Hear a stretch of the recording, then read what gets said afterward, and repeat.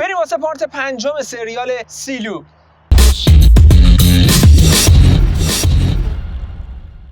سلام همه شما رفقای عزیز، من حسین رحیم هستم و توی این قسمت اومدم صحبت کنم راجع به پارت بعدی سریال سیلو. میدونم خیلی طول کشید که بخوام این ویدیو رو براتون بگیرم، ولی همونجوری که دارید نگاه میکنید من یه اتفاقی برام افتاد و به خاطر همین وقفه افتاد توی ویدیو دادنم، به خاطر اینکه همینجوری که می‌بینید مثلا ایران نیستم دیگه و ویدیوها رو از اینجا دارم براتون میگیرم، یعنی از جنوب فرانسه، و قراره خیلی کارا براتون انجام بدم و خیلی ویدیوهای جذاب و باحالی براتون بگیرم. لازم بود اینو اول ویدیو بهتون بگم و معذرت‌خواهی بابت اینکه وقفه افتاد بین ویدیوها. بدون معطلی بریم واسه ادامه داستان سیلو.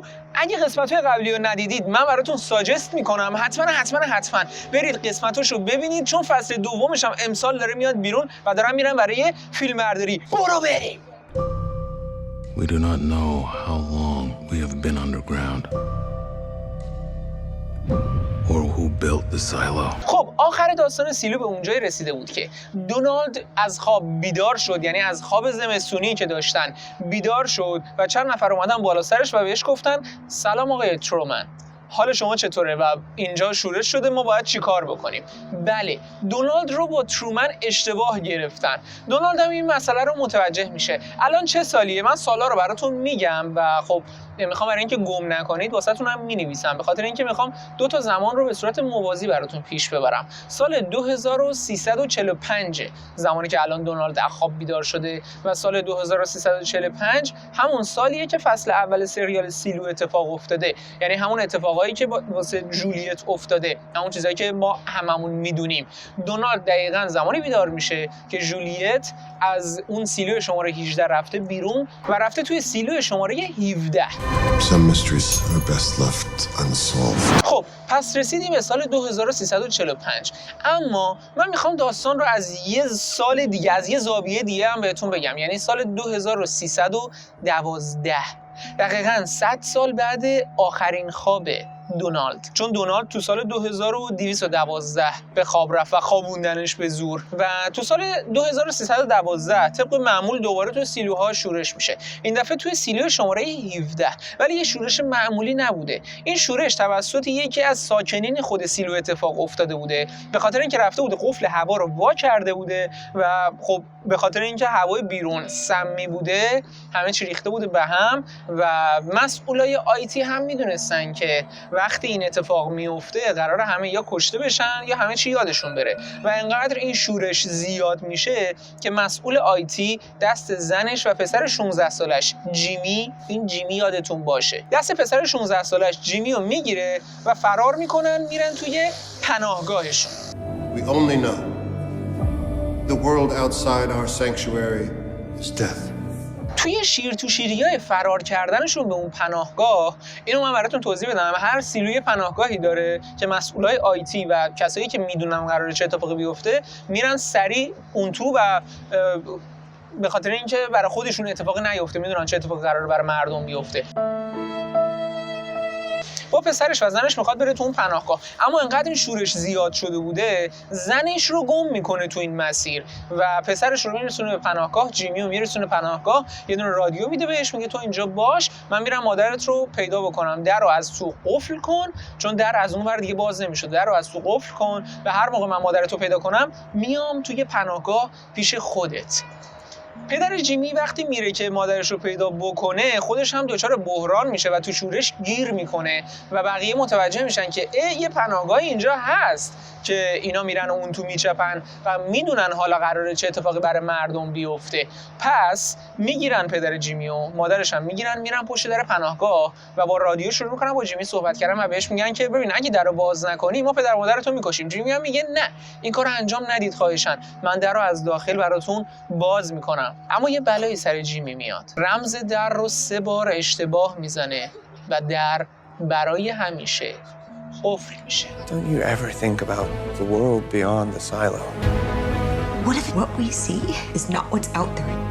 طبق معمول مسئولای سیلوی شماره 1 وقتی میفهمن چه بلایی سر سیلوی شماره 17 اومده، یه گاز سفیدی رو ول میکنن توی سیلو و میگن که این مردم باید همشون کشته بشن و دیگه به درد نمیخوره حافظه‌هاشون رو از بین ببریم. پس همه از جمله پدر و مادر جیمی توی اون سیلو کشته میشن و تنها کسی که زنده میمونه جیمیه. سالهای متمادی برای جیمی میگذره. به اندازه چندین سال جیمی آذوقه داشته که توی اون محفظه بمونه، ولی دیگه داشته آذوقه‌هاش تموم میشده. پس سعی میکنه یادش بیاد چجوری اون در باز میشه و با رمزی که پیدا میکنه اون در رو یه جورایی باز میکنه و میاد بیرون و میبینه همه مردن. اما این پایان داستان برای جیمی نبوده. الان تقریبا سال 2318، یعنی چند سال، 4-5 سال گذشته از اتفاق اولیه سیلوی شماره 17 و میبینه چند نفر حمله کردن دوباره به سیلو که ببینن اینجا کسی هست کسی نیست که دوباره آدم بیارن تو این سیلو و جیمی همشون رو میزنه میکشه. تو این چند سال از لحاظ فیزیکی روحی خودش رو تقویت کرده بوده و حالا جیمی توی اون سیلو تنهاه.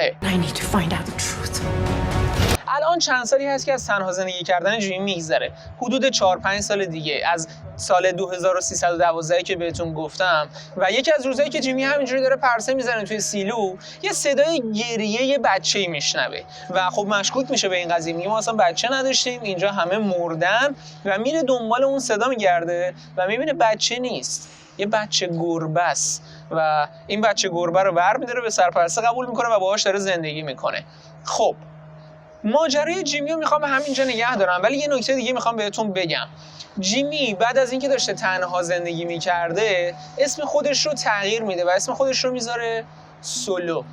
نمیدونم چقدر الان یادتونه از ویدیو اولی که بهتون گفتم و سیلو رو براتون توضیح دادم، اما این سولو رو اسمشو اونجا هم گفتم. اگه میخواید ببینید کیه همینجا میتونید پاز کنید یه لحظه برید اون رو نگاه کنید، چون بعد از این میخوام توضیح بهتون بدم که قراره چه اتفاقی بیفته توی سیلو. خب برگردیم دوباره به سال 2345، یعنی جایی که دونالد از خواب بیدار شده. طبق اسنادی که دونالد پیدا میکنه متوجه میشه که زنش به خاطر کارهای یه نفر مرده و یه نفر اونو به زور از خواب زمستونی بیدار کرده و دیگه نبردتش به خواب و اون آدم کسی نیست جز آنا، دختر ترومن. آنا دختر ترومن زن دونالد رو از خواب بیدار کرده بوده به زور و بهش نگفته بوده و کاری کرده بوده که زندگیش رو بکنه و در نهایت بمیره، به مرگ طبیعی هم بمیره و دوباره اون تو خواب زمستونی نره. این رو دونالد متوجه میشه، یعنی از اسنادی که به دست میاره و خب آنا رو از خواب زمستونی بیدار میکنه، باهاش صحبت میکنه و اونو میزنه میکشتش، یعنی انتقامش رو از آنا میگیره. اتفاق دیگه که دونالد تو سال 2045 رقم میزنه اینه که خواهرش شارلوت رو هم از خواب بیدار میکنه و به کمک شارلوت میخواد بفهمه که توی این خراب شده واقعا چه خبره، توی این سیلو چه خبره. اسنادی پیدا میکنه که واقعا تکان دهنده است، اسنادی که متوجه میشه ترومن قصد داره تمامی سیلوهای دیگر رو منفجر کنه و فقط سیلو شماره 1 باقی بمونه، به خاطر اینکه یک تمدن جدیدی به وجود بیاره و خب این براش فاجعه است و میخواد جلوی این اتفاق رو بگیره. همزمان بهش خبر میدن آقا تو سیلو شماره 18 یه اتفاق افتاده، یه شورشی شده و اون شورش رو ما خوابوندیم. کلانتر یه شورشی کرده بوده، ما کلانتر رو فرستادیم واسه تمیزکاری، اسم کلانتر هم جولیته، اما یه اتفاق دیگه افتاده، کلانتر رفته بیرون و بدون اینکه بمیره همینجوری راه افتاده رفته و برای اولین بار این اتفاق افتاده. ما نمیدونیم چه شکلی این آدم تونسته زنده بمونه و رفته یه جای دیگه. جولیت زنده مونده بود همونجوری که توی قسمت آخر فصل اول سیلو دیدین و سیلوهای دیگر رو پیدا کرده بود. و کجا رفته بود؟ توی سیلوی شماره 17، سیلویی که کی توش زنده است به نظرتون؟ دقیقاً درست گفتید، سولو. This is a threat to order in the silo. I don't care about order. حالا از قسمت دونالد میخوام یه ذره فاصله بگیریم، بیایم سمت جولیت و سولو ببینیم که این ور داره چه اتفاقی میفته. جولیت با سولو دوست میشن، رفیق میشن و جولیت یه جورایی میفهمه که چه اتفاقی افتاده واسه سولو و سولو هم به خاطر اینکه پدرش رئیس آیتی بوده دیگه میدونسته که اینجا چه خبره و حتی دنیای دیگه ای وجود داره، دنیای قبلنی وجود داشته و همه چیز رو میدونه. جولیت یه چیز دیگه به سولو میگه میدونی کف این سیلویی که ما داریم توش زندگی میکنیم یه آب انبارطوره، یه انبار آبه، یه کانال آبه و ما نمیدونیم اصلا این آب اون کف از کجا اومده. میره تا بفهمه که این آب از کجا اومده و یک چیزی رو کشف میکنه، اینکه سیلوی شماره 17 به سیلوی شماره 18 راه داره. و خب این خیلی چیز عجیبی بوده واسه جولیت. از این سمت تو سیلوی شماره 18 هم شورش میشه، به خاطر اینکه مردم میبینن جولیت رفت بیرون و زنده موند. مردم هم میگن خب پس چرا نمیذارید ما بریم بیرون، چرا این زنده موند، چجوری این رفته بیرون، ما هم شورش میکنیم، ما هم میخوایم بریم بیرون. وقتی شورش میشه، کسی که شورش رو میخوابونه کسی نیست جز لوکاس، همون کچله که سیاه‌پوست بود و معاون رئیس آیتی بود. معاون رئیس آیتی برنارد بود، اون میمیره و لوکاس میشه رئیس آیتی.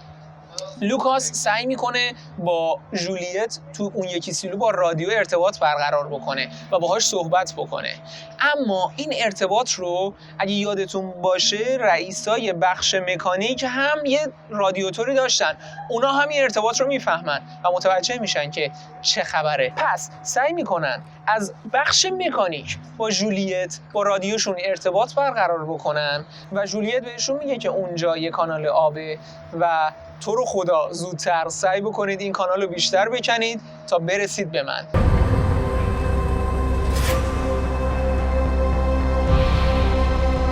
We only know that here is safe. حالا با هم دیگه بریم سمت دونالد. دونالد یه چیز عجیبی رو متوجه میشه. خواهرش شارلوت یه پهپادی رو میفرسته 200 کیلومتر اونورتر از سیلوهای خودشون و یه چیز عجیب میبینه که واقعا دیوونه میشه و اون چیز عجیب چیزی نیست جز دیدن چمن و درختان زنده. بله، 200 کیلومتر اونورتر از سیلوها همه چیز به حالت عادیش برگشته و این دونالد رو داره دیوونه میکنه و از اون سمت هم که اینا دارن کانال میزنن به سیلوی شماره 17 و همه چیز شیر تو شیر شده. حالا به نظرتون دونالد، جولیت و لوکاس چیکار باید بکنن؟ And there is not. مرسی که تا اینجا ویدیو همراه من بودید و اینو بهتون بگم پارت بعدی سیلو پارت آخرشه و این داستان دیگه تموم میشه. فصل 2 هم که داره امسال میاد. هوا واقعا اینجا خیلی سرده و من دارم یخ میزنم. این ویدیو رو براتون گرفتم، نمیدونم چرا حالا امروز انقدر هوا بد شد، اما مرسی که همراه من بودید. لایک، سابسکرایب یادتون نره، واقعا ما اینجا داریم زحمت میکشیم. تو نمیدونی چه بلای سر ما اومده. گم من رو مثل همیشه دلگرم کنید با حمایتاتون و چیزی دیگه موند؟ نه، همین مثل همیشه. خیلی باحالید. پس تا اینجا رسیدیم که دونالد خب دماغم اومد سرد سگ صاحب